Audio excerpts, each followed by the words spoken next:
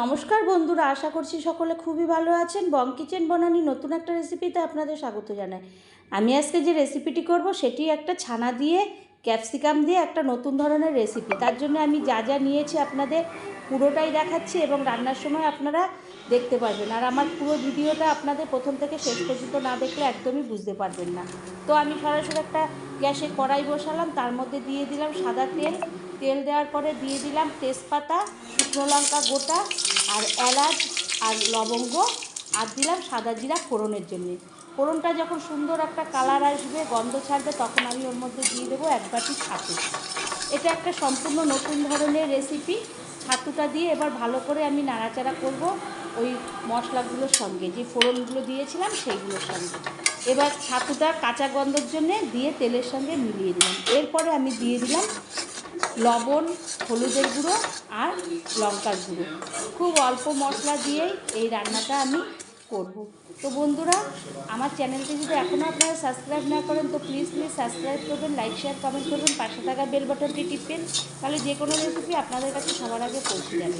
এরপরে মশলাটা কষানো হয়ে গেলে তখন একটু তেল ছাড়বে, তখন আমি ওর মধ্যে দিয়ে দেবো কিছুটা আদা বাটা দিয়ে আবারও ওই মশলার সঙ্গে মিলিয়ে আমি সামান্য একটু জল দিয়ে দেবো, যাতে মশলাগুলো ভালো করে কষানো হয়।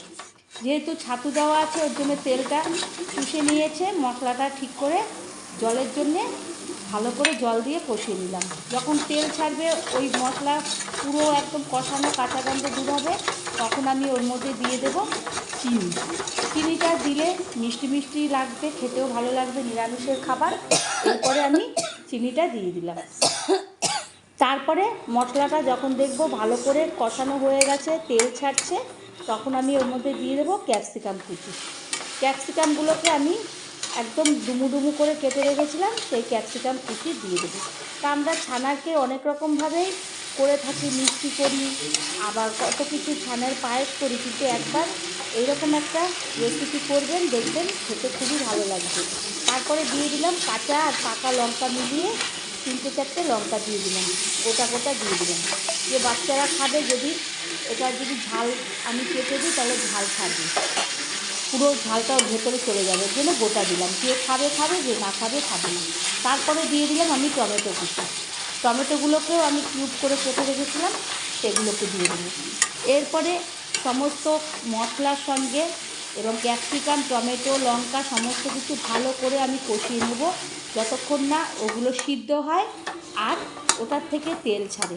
যখন দেখব তেলও ছাড়ছে আর ক্যাপসিকাম, টমেটো তো সিদ্ধ হয়ে যায়, ক্যাপসিকামটা একটু শক্ত ধরনের, ওটাও যখন সিদ্ধ হয়ে যাবে, তখন আমি আবারও ভালো করে নাড়াচাড়া করব এবং খুন্তি দিয়ে আমি কেটে দেখব ওটা হলো কি না। ততক্ষণ আমি ভালো করে সমস্ত মশলা, ক্যাপসিকামগুলো সমস্ত কিছু আমি নাড়াচাড়া করব। তো বন্ধুরা, এরকম একটা রেসিপি। এরপরে আমি ওর মধ্যে দিয়ে দেবো একটু টমেটো সস, আর তাহলে খেতে একটু টক মিষ্টি দেওয়া আছে, একটু টক আসবে। টমেটো তো অত টক হয় না, ওটা একটা ভালো খেতেও স্বাদ আসবে আর সুন্দর লাগবে খেতে, সেই কারণে আমি ওইটা দিয়ে দিলাম। সসটা দেওয়ার পরে আবারও তেল ছাড়ছে মশলার থেকে, সুন্দর হয়ে গেছে, তখন আমি ওর মধ্যে দিয়ে দিলাম ছানাকে আগে আমি ভালো করে সুন্দর করে ছানাটাকে রেখেছি। এবার রাখার পরে আমি সুন্দর করে হাত থেকে পিষে রেখেছিলাম, দলাগুলো যাতে না থাকে।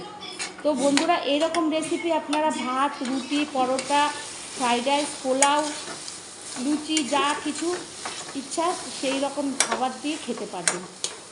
এত সুন্দর একটা রেসিপি।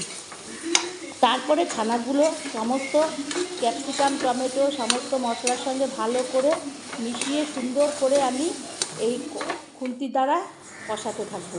যখন দেখব এটা হয়ে আসছে, তখন আমি ওর মধ্যে দিয়ে দেবো ঘিটা দিয়ে তারপরে একটু গুঁড়ো গরম মশলা। আগে তো ফোড়নে গরম মশলা দেওয়াই হয়েছে, এরপর ঘি আর গুঁড়ো গরম মশলা দিয়ে আবারও ভালো করে নাড়াচাড়া করব, যাতে সমস্ত ঘি গন্ধ আর গরম মশলার গন্ধ ওই ছানার মধ্যে সুন্দরভাবে ঢুকে যায়। তো এই রকম রেসিপি একবার হলেও বাড়িতে সকলকে করে খাওয়াবেন। খুব অল্প উপকরণে অল্প সময় হবে, এবং আপনারা রাত্রিবেলা রুটি, পরোটা যে যা খান, কিংবা ফ্রাইড রাইস, পোলাও, তখন এই সঙ্গে আপনারা এটা দিয়েই আপনার খাওয়া হয়ে যাবে। আমি যেভাবে করলাম সেইভাবে স্টেপ বাই স্টেপ যদি এইভাবে করেন খুবই সুন্দর লাগবে খেতে, খুবই সুন্দর হবে।